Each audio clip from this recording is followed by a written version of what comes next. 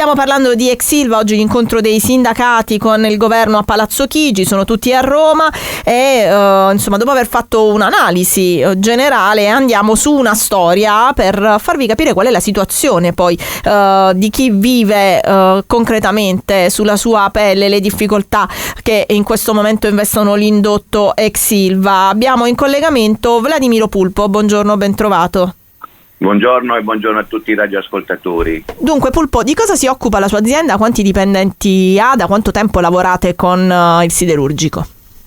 Lavoriamo da circa 40 anni, quindi diciamo che abbiamo iniziato, la mia famiglia ha iniziato con questo stabilimento. Oggi contiamo circa 12 lavoratori diretti e una quarantina indiretti. Siamo nel settore dell'autotrasporto, che è uno dei settori fondamentali di questo stabilimento, che permette di poter portare le materie finite in tutte le parti d'Italia ed Europa.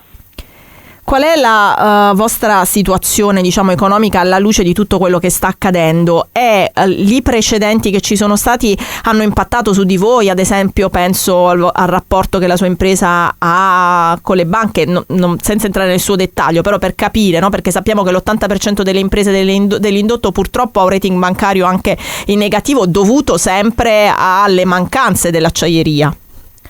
Assolutamente sì, ci troviamo in questo momento in una situazione dove è difficile poter pensare che le nostre aziende possano rimanere in piedi. Io parlo di quelle del settore dell'autotrasporto come quelle del settore della metalmeccanica, delle edili, tutte le aziende che fanno parte di questo grande indotto che sostiene e mantiene lo stabilimento, ma che in questo momento ci troviamo purtroppo ieri siamo stati dal prefetto perché avevamo annunciato che non siamo nelle condizioni di poter pagare gli stipendi, cioè siamo arrivati a questo punto, non solo non pagare le tasse, l'IVA, ma siamo in una condizione dove obiettivamente non c'è più liquidità, le banche ci hanno chiuso completamente qualsiasi canale perché temono che possa risuccedere ciò che è già successo nel 2015 e penso che questa città sa che cosa significa, perché ci abbiamo lasciato 150 milioni e quindi questo metterebbe in una situazione le nostre aziende di chiudere completamente. E se chiudiamo noi, ve lo posso garantire,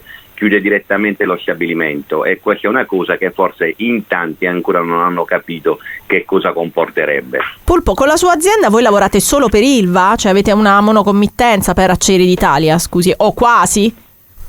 Bravissima, sì, purtroppo i trasportatori che attorno, diciamo, stanno a Taranto, in provincia di Taranto, per la maggior parte lavorano direttamente con questo stabilimento. Abbiamo sperato e abbiamo combattuto per tanto tempo nella speranza che il porto potesse diventare una delle alternative al nostro lavoro, perché si sperava la via della seta e questo e quant'altro, però purtroppo, come accadono le cose a Taranto, alternative a questo stabilimento ad ora, dopo tanti anni, non ne abbiamo viste. La speranza poteva essere il porto, sappiamo la storia di Evergreen e sappiamo tutto il resto, però purtroppo è rimasto solo sulle scrivanie di qualcuno e non è cambiato nulla.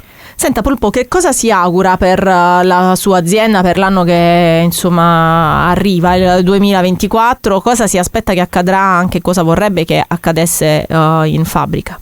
Ma io le dico una cosa, non per la mia azienda, io vorrei che per questo stabilimento, per tutto l'indotto, per i lavoratori diretti che sono dentro, si arrivi a una serenità, perché se alla mia azienda dovesse succedere quello che è già successo e quindi trovarci con un'amministrazione straordinaria, salterebbe il banco, salterebbe tutto l'indotto e salterebbe questo stabilimento. Quindi voi non siete per la statalizzazione, insomma?